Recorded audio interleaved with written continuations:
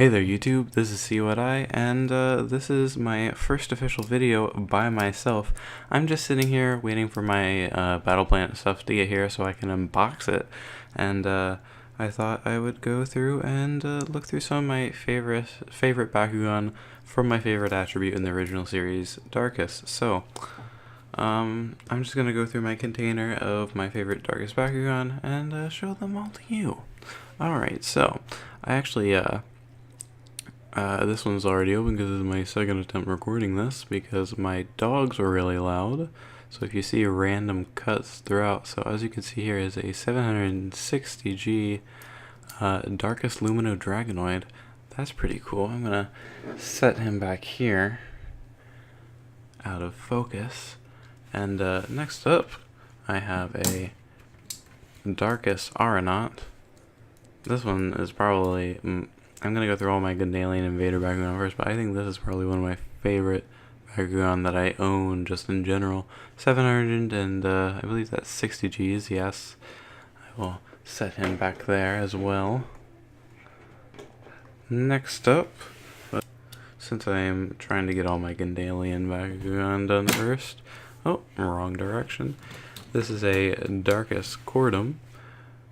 He does not have a G-Power because I bought him used, and whoever owned it before got rid of the G-Power. Set that back here because the person who owned it originally also owned this, which is not Gundalian Invaders, it's actually New Destroya, but they own this Darkus Elico, which has a fake 1200 G-Power on it, which means they Elico, the G-Power is normally right here, so they rubbed it off, and you can actually see kind of where they rubbed it off, and they printed a fake 1200 on it. So I guess they intended to do it with this one but couldn't get a good enough area to print it on there, or just, you know, were disinterested in doing it. Here's one of my favorite Bakugan, Darkus Ramdoll. Get his horn stood up. There we go. Room. This is a pretty weak 910 G-Power version of Ramdoll. Let's see. Any other Gundalian Invaders? Yes. This is actually, let's see. I think if Aeronaut would actually have to be my second favorite because I forgot I had this guy. This is a Darkus Rubinoid, which Rubinoid was just one of my favorite Bakugan designs from Gundalian Invaders. And what's also special about this one is it is a pretty high 920G, as you can see there. Really cool. The prongs on this one are actually white because I had to replace the headlocking mechanism with a one from a broken Chaos Rubinoid. So that's pretty cool. I don't know why I'm closing him back up because I'm supposed to set him in the back, but yeah, I will just set him over here next to Lumino, kind of out of the way back there. Alright, trying to get the feet open for this one. It's kind of hard to do while it's closed, but how could we forget about Darkus Darak? This is the Darak from the evil twin pack, or I guess in Darak's case, good twin pack? Who knows? It is a 670G Darkus Darak. Pretty weak actually for Gundalian Invaders, but doesn't really matter now considering there's really no competitive play. Or really wasn't ever any competitive play during Gundalian Invaders. Not actually one of my I like this Bakugan. I kind of have a love-hate relationship with it just because it's kind of annoying. So it's Lockanoid, and it is part of the, you know, Baku Closer series. If you can see in there, it is a flat 900 Gs. So that's kind of cool. He just kind of closes there. Close this up. So yeah, I'm gonna close him up since he's a Baku closer and send him over there. So on to New Destroya. Now, if I'm going to talking about my favorites, I'm going to start off with probably my just overall favorite Darkus Bakugan from New Vestroia, and that is this Darkus Ingram, which is 510 Gs. So, not kind of the middle of the road for New Vestroia Bakugan. I really like the color scheme of this one. This is just a Wilda, but it actually has the red color scheme from New Vestroia, which wasn't extremely common on Darkus Bakugan then. So yeah. Put him in front of Cordum there. Alright, so I actually have two of these in this case, but I'll show one since they're both completely identical. This is a Darkus Elfin, and let's see, G power 700, 200, and 620 G. Also, I just realized that for years I have been saying that 250 is the lowest G power a Bakugan has, but this Bakugan actually has lower than that. Interesting. I mean, I know it's a special attack and it doesn't always land on 200, but that's really interesting. Alright, this one's a surprising one. Like, when I first got this, I was surprised by it. Oh, I actually bought this one new in box off of eBay. I got it for like, I think I got the whole lot. I got a lot of 3 unopened New Vestroia Bakugan for like $7. But this one's surprising because if you look, that is 710 Gs for a New Vestroia Bakugan, which this wasn't even part of the I guess B3 series. This is a B2 Bakugan, and it has 710 Gs. So that's surprising to me anyway. I don't actually know what the highest of the B2 series is, but I have a feeling that's pretty up there. Let's see.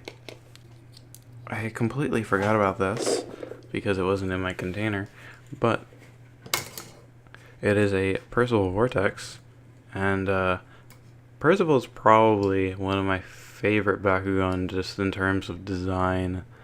I have pretty much every Percival except for a Alpha Percival Cyclone, so here we have 650G Percival Vortex.